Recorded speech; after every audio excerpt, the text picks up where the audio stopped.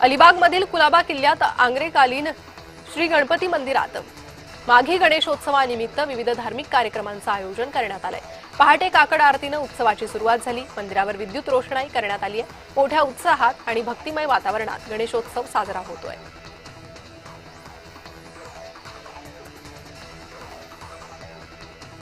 माघी गणेश जयंतीनिमित्त तळ कोकणातील सर्वच गणेश मंदिरात भाविकांची गर्दी पाहायला मिळते। विशेषतः वेंगुर्ले तालुक्यातील उभादांडा आणि रेडी येथील गणेश मंदिरात भाविकांनी दर्शनासाठी गर्दी केली आहे।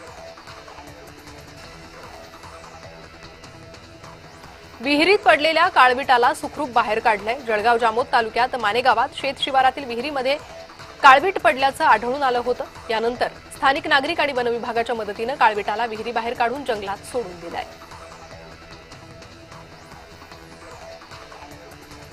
शेगावमधील एसटी बस चालक वाहकांनी आंदोलन केलं। क्षमतेपेक्षा अधिक प्रवाशांची वाहतूक करत असतानाही प्रवाशांना बसमध्ये घेतलं जात नसल्याच्या तक्रारी दिल्या जात होत्या, असा दावा चालक वाहकांनी केला। या विरोधात अधिकच्या प्रवाशांना बसमधून उतरवून देत आंदोलन करण्यात आलं आणि आता 55 प्रवाशांच्या वर एकही प्रवासी घेतला जाणार नाही असा पवित्रा घेतलाय।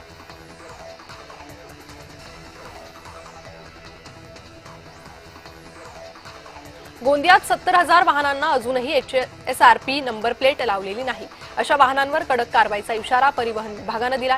एचएसआरपी नंबर प्लेटसाठी विशेष तपासणी मोहीम राबवत नियम मोडणाऱ्यांकडून दंड आकारला जाणार आहे।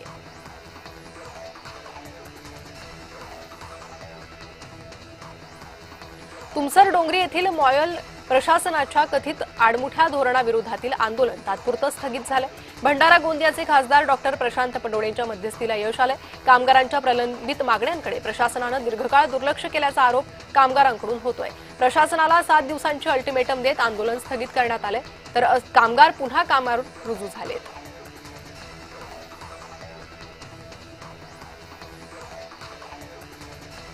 भंडारा जिल्ह्यातील पवनी उमरेड करंडला अभयारण्यात 4 वाघांचे मनमोहक दृश्य पर्यटकांना दिसलंय।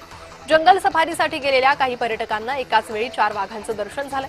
या दुर्मिळ क्षणाचे त्यांनी मोबाईलमध्ये चित्रीकरण केलं असून हा व्हिडिओ सोशल मीडियावर मोठ्या प्रमाणात व्हायरल होतोय।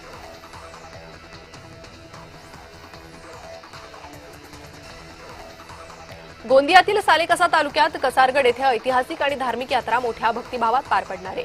आदिवासी बांधवांचं दैवत असलेल्या पारीकुपार लिंगोमा कंकाली देवीच्या यात्रेला 30 जानेवारीपासून सुरुवात होते। या यात्रेमध्ये देशभरातून लाखोंच्या संख्येनं आदिवासी समाज सहभागी होत असतो। दरवर्षीप्रमाणे यंदाही मोठ्या प्रमाणावर भाविकांची गर्दी होण्याची शक्यता आहे।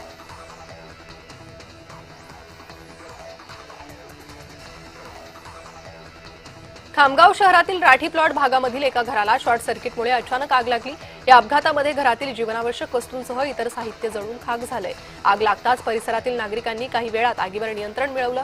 प्रशासनानं या अपघाताची नोंद घेऊन पंचनामा करून हिवराळे कुटुंबियांना आर्थिक मदत द्यावी अशी मागणी या भागातील नागरिकांकडून होते आहे।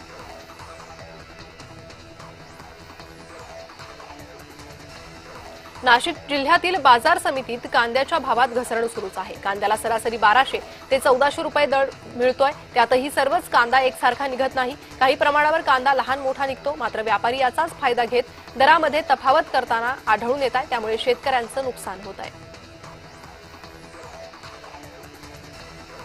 अभिनेत्री सोनाली कुलकर्णीनं मुख्यमंत्री समृद्ध पंचायत राज अभियानांतर्गत धुळे जिल्ह्यातील बोराडी गावाला भेट दिली। आदिवासी बहुल गाव असलेल्या बोराडी गावकऱ्यांच्या वतीनं अभिनेत्री कुलकर्णीचं जंगी स्वागत करण्यात आलं। आदिवासी पारंपरिक नृत्यातून अभिनेत्री सोनाली कुलकर्णीचं स्वागत करण्यात आलंय। गावातील मुख्यमंत्री समृद्ध पंचायत राज अभियानांतर्गत झालेल्या विकास कामांची पाहणी करत लहानग्यांशी त्यांनी संवाद साधला आहे।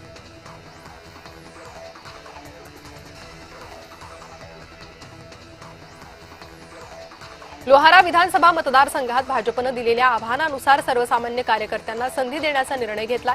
माजी मंत्री तसेच भाजपचे लातूर ग्रामीण जिल्हाध्यक्ष बसवराज पाटील यांनी दिलेला शब्द पाळत पाटील कुटुंबातील कोणताही उमेदवार जिल्हा परिषद वा पंचायत समितीच्या आगामी निवडणुकीत न उतरवण्याचा निर्णय घेतला असल्याची माहिती भाजपचे युवा नेते शरण पाटील यांनी दिली आहे।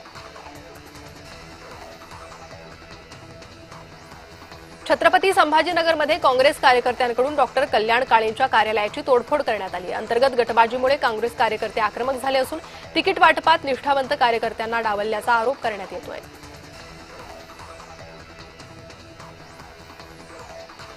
पुण्याच्या खेडे तालुक्यातील कडूस येथील धायवर शिवारात बिबट्याचा मुक्त संचार पाहायला मिळाला। यामुळे नागरिकांमध्ये भीतीचं वातावरण पसरलंय। बिबट्याचा मुक्त संचार होत असूनही वन विभागानं अद्याप पिंजरे लावले नाही। नागरिकांनी तातडीनं पिंजरे लावण्याची मागणी केली आहे।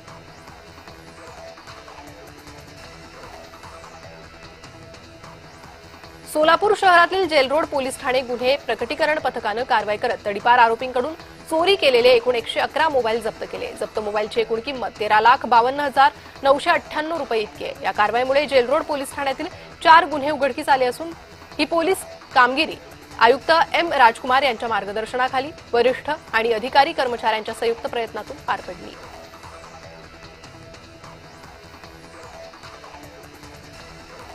नांदेडमधील तेग बहादूर साहेबजी यांच्या कार्यक्रमानिमित्त राज्यमंत्री माधुरी मिसाळ यांनी आढावा बैठक घेतली आहे। यासाठी सर्व यंत्रणांनी काटेकोर नियोजनासह जबाबदारीनं काम करावे असे निर्देश मिसाळ यांनी दिले।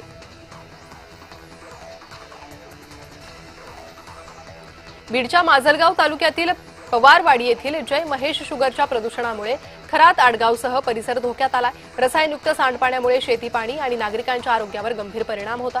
या प्रकरणी सामाजिक कार्यकर्ते आणि गावकऱ्यांनी महाराष्ट्र प्रदूषण नियंत्रण मंडळ आणि पर्यावरण विभागाकडे तक्रार केली आहे। मध्य रेल्वेच्या भुसावळ विभागातील मनमाड रेल्वे स्थानक आणि परिसरात रेल्वे सुरक्षा बलाच्या पथकानं जनजागृती मोहीम राबवली आहे। लोहमार्ग ओलांडू नये, आपला जीव धोक्यात घालू नये असं आवाहन रेल्वे सुरक्षा बलाचे पोलीस निरीक्षक संदीप कुमार देशवाल यांनी केलं आहे।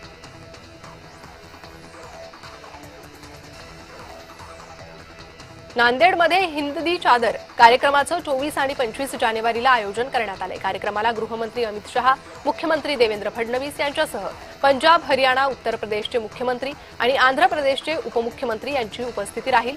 10 ते 12 लाख भाविक कार्यक्रमासाठी हजेरी लावणार आहेत।